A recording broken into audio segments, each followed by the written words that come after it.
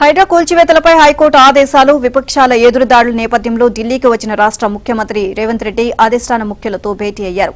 మొదట కాంగ్రెస్ సంస్థాగత వ్యవహారాల ప్రధాన కార్యదర్శి కేసీ వేణుగోపాల్తో, అనంతరం పార్టీ అధ్యక్షుడు మల్లికార్జున ఖర్గేతో, చివరకు వారిద్దరి సలహా మేరకు రాజ్యసభ ఎంపీ ప్రముఖ న్యాయవాది అభిషేక్ మను సింఘ్వీలతో కీలక మంతనాలు జరిపారు.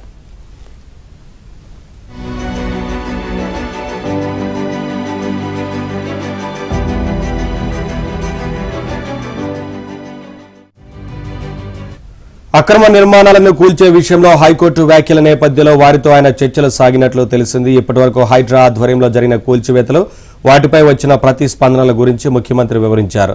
ఈ చర్యలతో ప్రభుత్వానికి ప్రజల్లో చాలా మంచి పేరు వచ్చిందన్నారు.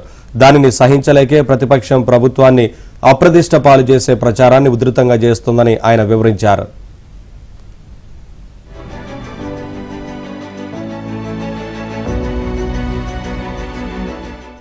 అప్డేట్స్ మా కరెస్పాండెంట్ సిద్ధార్థ అందిస్తారు. సిద్ధార్థ.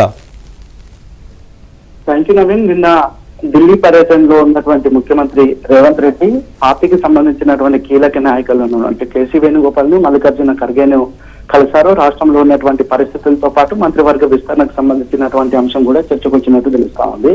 ఇంకా తెలంగాణ నుంచి రాజ్యసభ సభ్యుడిగా ఉన్నటువంటి సింఘ్వీని కూడా కలిశారు. సింఘ్వీతో కూడా చాలాసేపు చర్చించారు. ముఖ్యంగా హైడ్రాకి సంబంధించినటువంటి అంశాన్ని, హైకోర్టు ఇచ్చినటువంటి డైరెక్షన్స్ ని, సజెషన్స్ ని, వీటి నేపథ్యంలో వీళ్ళతో చర్చించినట్టు తెలుస్తా ఉంది.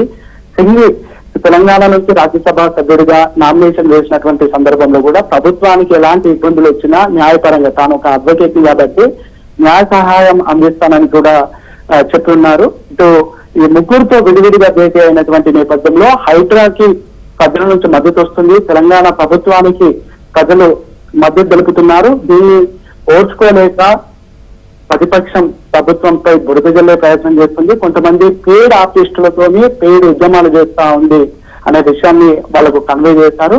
ఇక తాను కూడా హైడ్రాకి సంబంధించినటువంటి విషయంలో ఎలాంటి సెకండ్ థాట్ లేకుండా ముందుకు వెళ్లే ఆలోచనలోని ప్రభుత్వం ఉంది. ఎవరికైనా నష్టం కలిగితే నష్టపరిహారం చెల్లించడానికి ప్రభుత్వం ఉంది, కానీ భవిష్యత్తు హైదరాబాద్ ని కాపాడుకోవడానికి ఇలాంటి కఠిన నిర్ణయం ఇప్పటికైనా తీసుకోకపోతే మొన్న వేరే రాష్ట్రాల్లో బద్దలు వచ్చినప్పుడు ఆయా పట్టణాలు మునిగిపోయినటువంటి పరిస్థితులే హైదరాబాద్ లో కలిగేటువంటి ఛాన్స్ ఉన్నటువంటి నేపథ్యంలో హైదరాబాద్ ను కాపాడుకోవడానికి కొన్ని కఠిన నిర్ణయాలు తీసుకోక తప్పదు. దానికి ప్రజలందరూ మద్దతు తెలపాలని రేవంత్ రెడ్డి కోరారు.